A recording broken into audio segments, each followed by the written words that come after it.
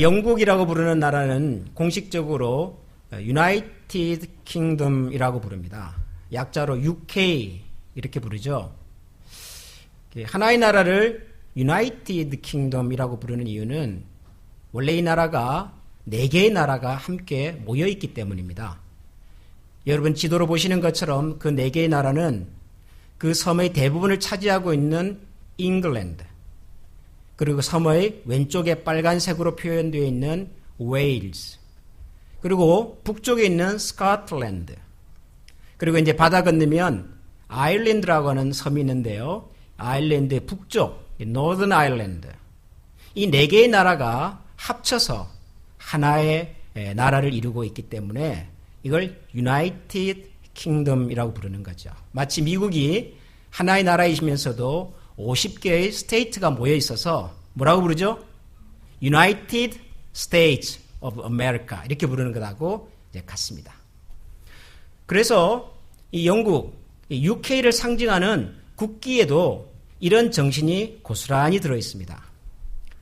우리가 알고 있는 영국의 국기는 제일 하단에 보이는 바로 이 빨간색과 파란색과 하얀색으로 모여있는 여러 모양의 십자가 모양의 국기죠. 근데 이 국기는 원래 잉글랜드를 상징하는 붉은색 십자가, 제일 왼편에 있죠. 그리고 웨일즈를 상징하는, 아일랜드를 상징하는 또 이 크로스 모양의 붉은 십자가, 그리고 스코틀랜드를 상징하는 이 푸른색 바탕의 흰색 크로스 십자가, 이런 것들이 다 모여가지고 현재 우리가 알고 있는 영국 국기를 이루고 있습니다. 그래서 영국 국기도 이름이 있는데요. 이 영국 국기 이름을 유니언 잭이라고 부릅니다. 유니언 잭.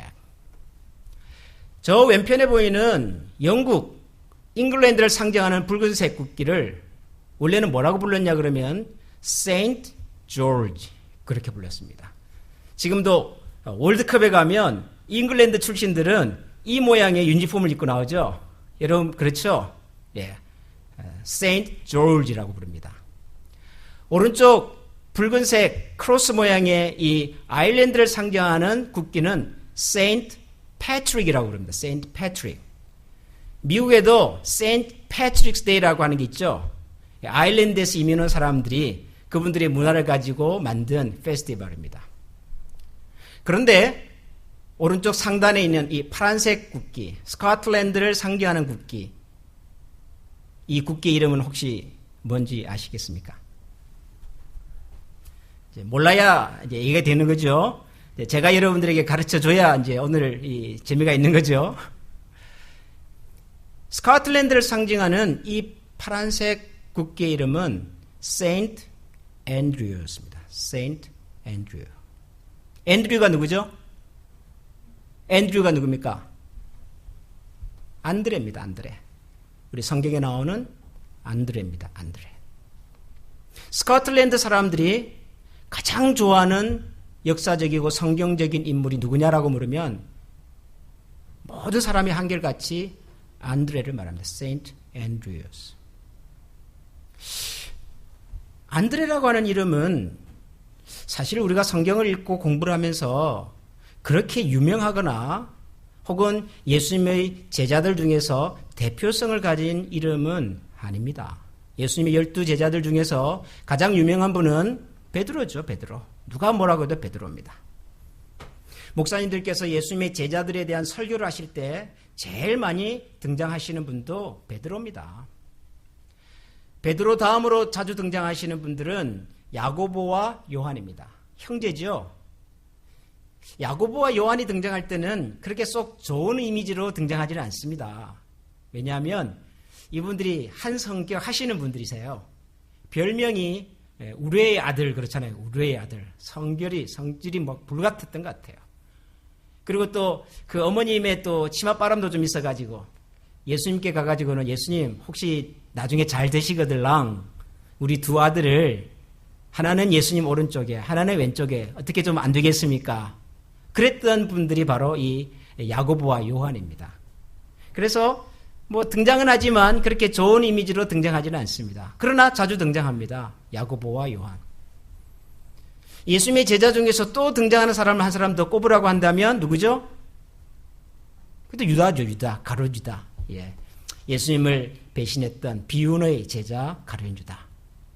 아마 예수님의 제자들에 대해서 여러분들이 들었거나 혹은 공부를 했을 법한 인물들은 주로 이런 분들입니다. 베드로, 야고보와 요한, 혹은 유다. 그 정도. 뭐 의심이 많았던 도마, 이 정도까지 아시면 성경을 많이 아시는 분들이시고요. 그러나 안드레에 대한 얘기를 여러분들이 들어보신 적은 아마도 거의 없을 겁니다. 혹시 여러분들께서 이때까지 예수님의 제자 안드레와 관련된 설교를 들어보신 분이 혹시 계십니까? 아마 별로 없을 거예요. 제가 오늘 아침 우리 교사들과 함께 예배하는 곳에서도 물어봤더니 아무도 안 계시더라고요. 저도 가만 생각을 해보니까 제가 신앙생활 하면서 예수님의 제자들에 관한 많은 설교들을 들었으나 안드레라고 하는 제자를 중심으로 해서 말씀을 전하신 설교를 거의 제가 기억이 안 나요. 아마도 없었던 것 같아요. 그래서 제가 역사상 처음으로, 저의 인생 역사상 처음으로 안드레에 대한 설교를 한번 하려고 합니다. 안드레. 왜냐하면 안드레는 정말 중요한 사람입니다. 정말. 스코틀랜드 사람들이 왜 안드레를 좋아했을까요? 여러분, 스코틀랜드 사람들만 안드레를 좋아하는 것이 아닙니다. 기독교의 역사를 오래 간직하고 있는 유럽의 많은 나라들과 많은 성도들이 이 안드레를 아주 좋아합니다. 안드레는 성경에 그렇게 많이 등장하지는 않습니다. 그러나 안드레는 예수님이 돌아가시고 예수님의 제자들이 뿔뿔이 흩어져서 복음을 전하다가 순교할 때 그도 역시 지금의 러시아 남부 지역, 그 지역에 가서 복음을 전하다가 순교를 당했습니다. 그 당시 안드레가 복음을 전하다가 십자가에 달려 처형한 것으로 문헌은 소개하고 있는데, 그때 안드레가 달렸던 십자가의 모양이 바로 이 크로스 모양이었답니다. 그래서 지금도 이 크로스 모양의 십자가를 사람들은 세인트 앤드류스 크로스라고 부릅니다. 이 안드레의 그 정신과 신앙을 너무 좋아했던 5세기의 레귤루스라고 하는 성자가 안드레가 복음을 전하다가 순교했던 그 지역을 방문해서 그 유품을 다 모아가지고 스코틀랜드 북동쪽에 있는 조그마한 바닷가 마을에 안드레의 유품들 다 모아 거기다가 묻었습니다. 그리고 그 동네 이름을 세인트 앤드류라고 부르기 시작한 겁니다. 에딘버러 북쪽에 있는 이 조그만 마을 세인트 앤드류스는요, 우리처럼 장로교 신앙을 가진 사람들에게는 우리 신앙의 고향과도 같은 곳입니다.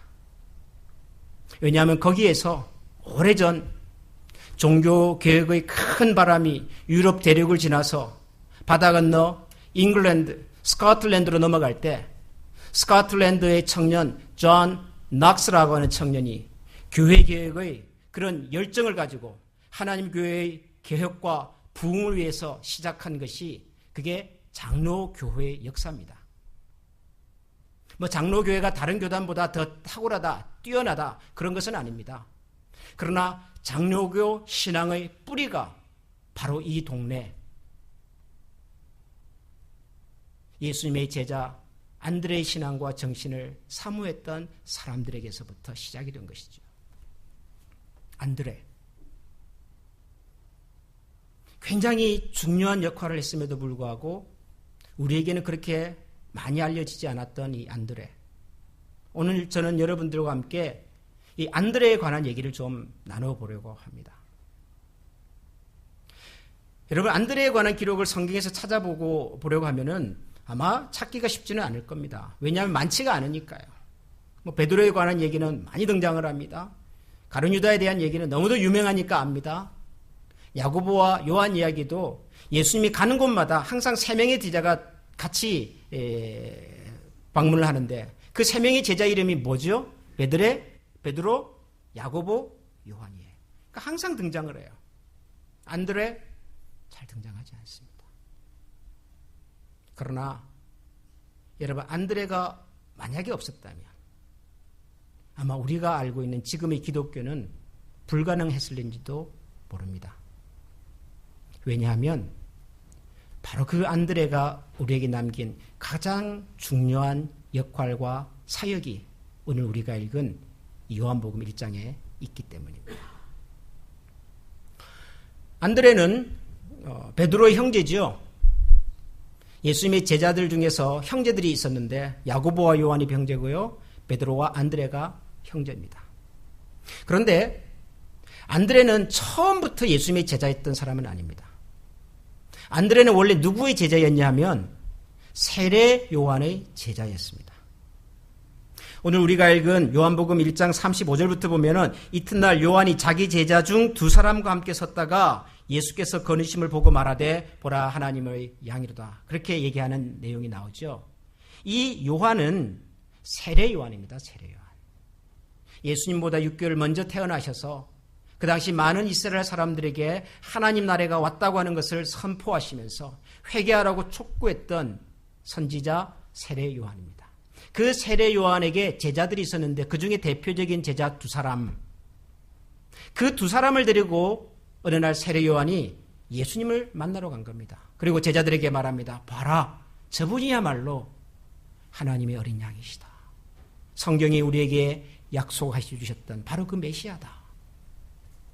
그래서 그날부터 세례 요한은 자기가 거느리고 있던 두 제자를 예수님에게 보냅니다.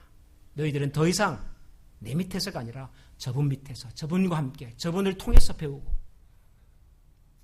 그래서 그날 세례 요한의 제자였던 두 사람이 예수님을 찾아가며 따라갑니다. 그리고 예수님과 대화하는 내용인 우리가 오늘 읽은 이 요한복음의 내용입니다. 예수님이 그렇게 물으시죠. 너희는 무엇을 구하느냐? 무엇을 찾으러 왔느냐? 우리 선생님께서 당신이 하나님의 어린 양이라고 하시는데 맞습니까? 그래? 와서 봐라. 와서 보면 알 것이다.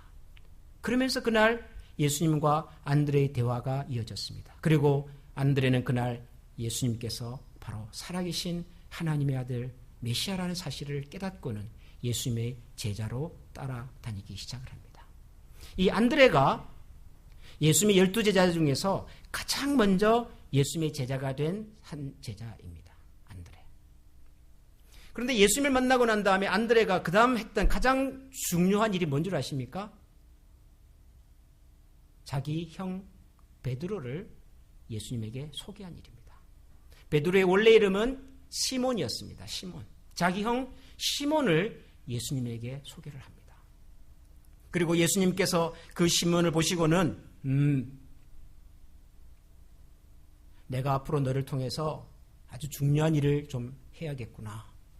그러시면서 그 시몬에게 이렇게 말씀하십니다. 요한의 아들 시몬아. 시몬과 안드레의 아버지의 이름이 요한입니다. 또 그래서 그 시몬을 부르면서 요한의 아들 시몬아, 내가 지금은 시몬이라고 하는 이름을 가지고 있으나 장차 너의 이름을 게바라고 부르겠다. 게바는 다른 말로 우리가 흔히 부르는 베드로라고 하는 이름입니다. 같은 뜻을 가지고 있는 다른 언어입니다. 내가 앞으로 너를 베드로라고 부르겠다. 그러면서 우리가 알고 있는 이 베드로라는 사람의 인생이 시작이 됩니다. 고기잡이를 하다가 예수님을 만나고 항상 예수님 곁에 따라다녔고 예수님이 잡히실 때는 검을 빼어서 군인의 귀를 자르고 나는 절대로 예수님을 떠나지 않겠습니다 라고 했으나 다구는 소리를 들으면서 그가 예수님을 모른다고 부정했던 자신의 과오를 후회하고 반성하고 예수님이 세상을 떠나시고 난 다음에는 예루살렘 교회 지도자가 되어서 교회의 초석을 세우고 그래서 베드로라는 이름 위에 예수 그리스도의 신앙의 고백 위에 하나님의 교회를 세워갔던 바로 그 베드로라는 인생의 시작이 바로 이날 이 장소에서 시작이 됩니다. 근데 그 일을 그 시작을 누가 했냐 그러면 안드레가 합니다. 안드레는 성경에서 그렇게 자주 등장하지 않습니다. 아마도 자기 형 시몬을 예수님에게 소개한 이날 이 사건, 그리고 또 한 번 안드레가 등장하는 굉장히 유명한 사건은 예수님께서 오병이어로 5,000명이 넘는 사람들을 먹이실 때 그때 안드레라는 이름이 한 번 더 등장합니다. 날이 저물어서 이제 사람들을 다 돌려보내야 하는데 갈 곳은 없고 그렇다고 이 사람들을 그냥 보낼 수가 없어서 예수님 이 많은 사람들을 그냥 굶겨서 보낼 수가 없는데 어떻게 하면 좋을까요? 누군가가 그렇게 묻자 제자 중에 하나였던 빌립이 아주 빨리 계산을 해봤습니다. 예수님, 여기에 있는 사람들 다 먹이려면은 지금 200데나리온이 있어도 부족할 것 같습니다. 200데나리온이면 한 사람의 1년 하루치 일당이 1데나리온이니까요. 거의 200사람이 일해서 모을 수 있는 일당 그렇게 말할 수 있겠죠. 어마어마하게 많은 돈. 근데 그때 안드레가 등장합니다. 뭘 가지고 오죠? 도시락 하나를 가지고 오죠. 그리고 예수님께 이렇게 말씀했습니다. 예수님, 이거 별거 아니지만 혹시 이걸 가지고라도 어떻게 이 사람들을 먹일 수는 있을까요? 조심스럽게 안드레가 그날 그 어린 소년의 도시락을 가지고 예수님 앞에 나옵니다. 그리고 그 어린 소년의 도시락이 그날 5,000명을 먹이고도 남는 역사의 첫 씨앗이 되죠. 안드레라는 사람을 가만히 들여다보면 안드레는 절대로 화려하지 않습니다. 안드레는 어디에서도 이렇게 베드로처럼 막 대표주자의 역할은 아닙니다. 안드레는 항상 중요한 일 한 가지를 해놓고는 사라져버립니다. 결정적인 순간에 잠깐 등장했다가 그는 사라져버립니다. 그런데 그 안드레가 없었다면 우리가 기억하고 있는 그 엄청난 사건과 역사들은 시작되지 못했을 일들입니다. 오병이어라고 하는 예수님의 가장 대표적인 기적도 바로 그 안드레가 가져왔던 작은 도시락 하나에서부터 시작이 됐고, 우리가 알고 있는 이 베드로라고 하는 기독교 역사의 전무후무한 인물의 출현도 그의 동생 안드레를 통해서 시작이 됩니다. 그러면서도 안드레는 단 한 번도 예수님의 대표적인 제자 3인 이름에 들어가지도 않고, 나중에 예수님께서 돌아가시고 난 다음에 초대교회가 막 왕성하게 부흥을 할 때도 그때도 안드레의 이름은 등장하지 않습니다. 그는 오히려 조용히 저 러시아 남부의 한 지역에 복음을 들고 가서 거기서 복음을 전하다가 복음과 함께 자기 인생을 마무리합니다. 저는 이 안드레라고 하는 인물을 보면서 오늘 우리가 이 수료식과 교사 헌신 예배를 드리면서 또 한 사람의 인물, 또 한 사람의 이름을 여러분들과 함께 좀 나누고 싶었습니다. 그 사람이 바로 오늘 제가 설교 제목의 세 번째 여러분들에게 소개하는 이 킴벌이라고 하는 사람입니다. 킴벌. 여러분, 지금 전 세계에서 기독교의 영향력이 가장 강한 나라는 미국입니다. 미국. 그렇죠? 그런데 이 미국이라고 하는 나라의 기독교가 지금처럼 이렇게 왕성하고 많은 나라에 영향력을 끼치고 수많은 선교사들을 배출할 수 있는 그런 나라가 될 수 있는 데는 두 인물의 등장이 있었습니다. 미국의 기독교를 이야기할 때 이 두 사람의 이름을 빼놓고는 미국 기독교 역사를 얘기할 수가 없습니다. 설명할 수가 없습니다. 두 사람. 그 한 사람은 20세기에 등장한 인물이고 또 다른 한 사람은 21세기에 등장한 사람입니다. 21세기면 지금 우리가 살고 있는 이 시대 사람입니다. 아마도 여러분이 짐작하실 수 있을 겁니다. 21세기를 대표하는 미국의 기독교를 대표할 수 있는 지금의 미국의 기독교에 가장 큰 영향을 준 인물 한 사람 이름을 꼽으라고 한다면 그 사람은 며칠 전에 세상을 떠난 빌리 그레함입니다. 빌리 그레함. 하나님이 이 시대에 가장 탁월한 전도자로 사용하셨던, 오래전 대한민국 여의도 그 넓은 광장에서 100만 명이 넘는 사람들을 모아놓고 복음을 전했던 바로 그 빌리 그레함. 여러분, 그 당시 대한민국 기독교 인구가 300만이었습니다. 그런데 여의도에 모인 사람이 100만 명입니다. 상상하시겠습니까? 한국의 기독교에도 큰 영향과 족적을 남기신 분입니다. 빌리 그레함. 이분이 21세기의 미국 기독교를 상징하는 위대한 인물이었다면 20세기, 그보다 100년 전 미국의 기독교를 지금처럼 우리가 알고 있는 기독교를 만들었는데 탁월한 역할을 했던 분, 그분의 이름은 D.L. 무디입니다. 무디. 지금도 시카고에 가면 무디 바이블 인스티튜트라고 하는 그런 학교가 있습니다. 전도자입니다. 20세기 미국의 부흥운동에 아주 큰 역할을 했던 탁월한 교회 어른입니다. 그런데 빌리 그레이엄은 이 무디 부흥운동을 통해서 영향을 받았던 사람들의 전도를 받고 하나님의 종이 된 사람입니다. 빌리 그레이엄의 신앙의 역사를 따라가 보면 거기에 바로 이 무디가 등장을 합니다. 그런데 이 무디는 어떻게 예수님을 알게 됐을까요? 무디에게 복음을 전한 사람이 있습니다. 가난한 소년 무디. 구두방에서 구두수선을 하면서 하루하루를 겨우 살고 있었던 아주 가난하고 보잘것없었던 소년 무디에게 복음을 전했던 한 사람이 있습니다. 그 사람이 바로 캠벨이라고 하는 주일학교 선생님이십니다. 보스턴에 있는 조그마한 회중교회 주일학교 선생님으로서 자기 교회에 가끔 나오는 이 소년 무디를 보면서 무디야, 너가 지금은 구두방에서 구두를 수선하면 이런 가난하고 볼품없는 사람이지만 너가 하나님을 알고 너가 예수님을 믿고 하나님의 자녀로 살면 하나님의 너의 인생에 큰 일들을 이루실 수 있단다. 예수님을 믿고 하나님의 사람으로 내가 살아가면 좋겠다. 그 어린 무디의 손을 붙들고 기도하고 그래서 그 무디가 예수 그리스도를 아는 사람이 되게 하는 일에 바로 이 킴벌이라고 하는 선생님의 역할이 있었습니다.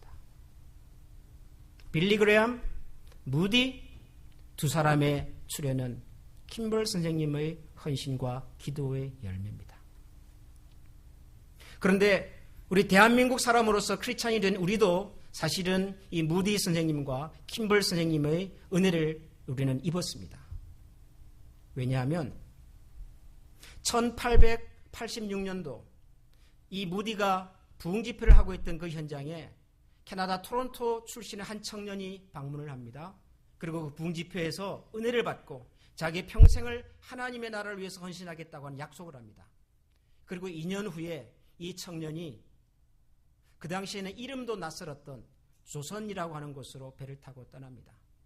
부산을 거쳐서 제물포를 통해서 서울로 들어간 이 청년은 먼저 조선을 방문했던 언더우드 선교사를 만나서 언더우드와 함께 조선 땅에 복음을 전하는 일을 합니다. 한국의 여러 좋은 문학 작품들을 영어로 번역해서 외국인들에게 소개하는 일을 하고 대한민국 최초의 한영 사전을 이분이 만들어냅니다. 그리고 서울 지역에서 열심히 전도를 해서 그 당시 이름 연못골이라고 하는 곳에 교회를 세웁니다. 그 연못골은 지금의 연동교회입니다. 연동교회. 대한민국의 기독교 역사를 말할 때 빠지지 않고 등장하는 이 연동교회의 일대 담임 목사님이십니다. 그분의 이름은 게일이라고 하는 분입니다. 게일 선교사님. 그런데 이 게일 선교사님이 무디 부흥 집회를 통해서 선교사로 헌신을 하고 그리고 1888년 조선으로 떠나기 전날 무디 선생님이 이 게일을 불러서 그렇게 기도를 합니다. 낯선 땅 조선이라고 하는 곳으로 떠나는 자네에게 하나님께서 함께 하시기를 내가 기도하겠네. 그러면서 게일의 어깨에 손을 얹고 기도해서 이 게일을 떠나보내게 합니다. 그때 무디의 나이가 51세였습니다. 대한민국의 기독교 역사를 얘기할 때 빠질 수 없는 선교사님 중에 한 분이셨던 이 게일 선교사. 그분에게 복음의 열정을 전하고 그분에게 선교사 사역의 열정을 심어줬던 무디 선생님. 그리고 그 어린 소년 무디에게 복음을 전했던 킴벌 선생님. 여러분, 저는 우리 교회에서 자라나는 이 어린아이들이 장차 커서 어떤 사람, 어떤 인물이 될지 잘 모릅니다. 그러나 하나님께서 이 아이들 중에서 어떤 사람은 무디처럼, 어떤 사람은 빌리 그레이엄처럼, 어떤 사람은 게일처럼, 혹은 또 어떤 사람은 또 다른 영역에서 그 시대를 향한 하나님의 마음을 가지고 살아낼 수 있는 신실한 하나님 나라의 일꾼들이 나타나게 될 거라고 저는 확신합니다. 그 일을 위해서 우리의 교사들이 눈물을 흘리고 있습니다. 땀을 흘리고 있습니다. 이 어린아이들이 대화가 잘 되지 않고 감정의 소통이 잘 되지 않고 늘 말썽만 부리는 것 같은 이 어린아이들이 지금부터 20년이 지나고 혹은 40년이 지났을 때 어느 곳에서 그 사회와 그리고 그 지역 사람들을 향한 놀라운 하나님 나라의 일꾼으로 살아가게 될는지 우리가 알 수가 없습니다.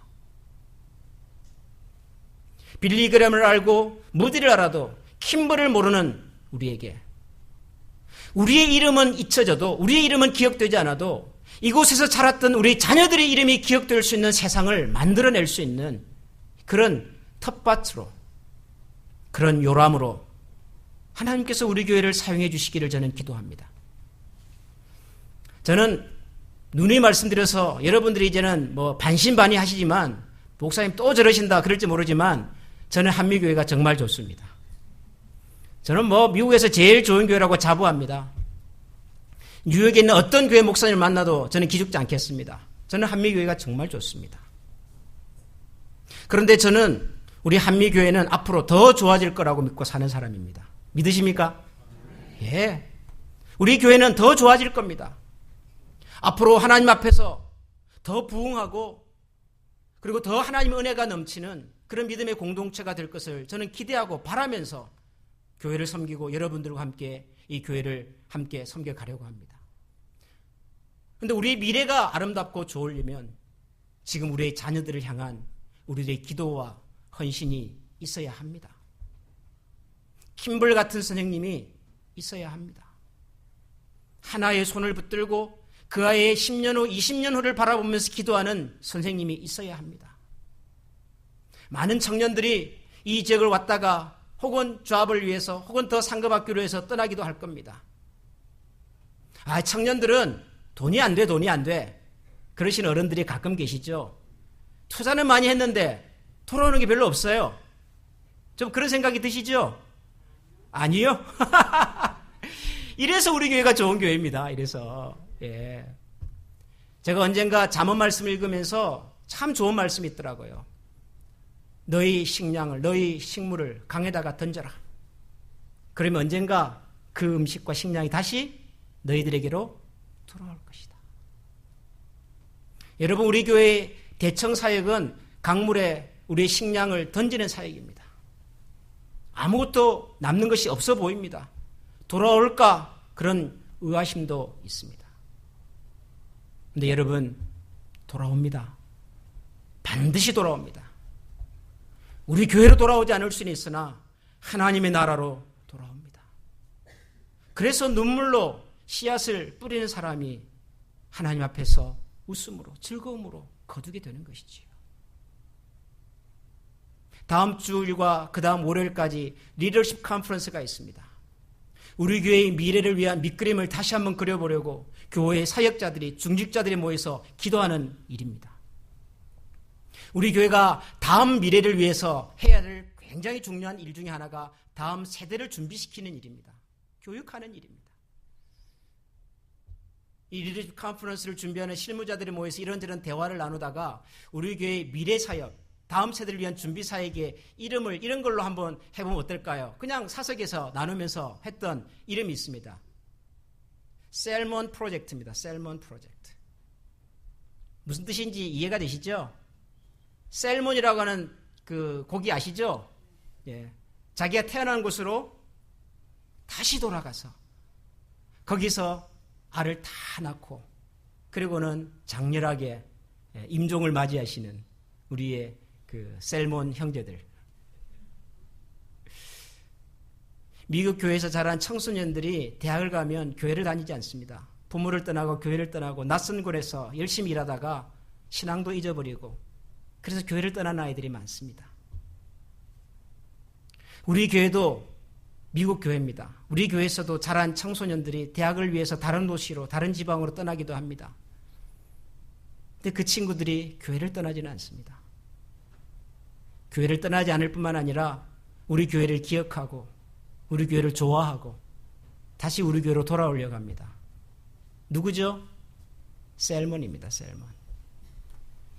여러분, 우리 자녀들이 이 세상을 향해 멋지게 나갔다가 열심히 일하고 또다시 돌아와서 그들의 후배들을 양육하고 그 후배들이 또 세상에 나가서 열심히 일하다가 또다시 돌아와서 할아버지와 할머니의 눈물이 어린 곳에서 하나님을 노래하고 찬양하는 그런 교회로 우리 한미장로교회가 든든하게 서갈 수 있도록 기도해 주시고 격려해 주시고 헌신해 주셔서 한미교회의 아름다운 이름을 하나님 나라에 고스란히 올려드릴 수 있는 우리 모두가 될 수 있기를 축원합니다.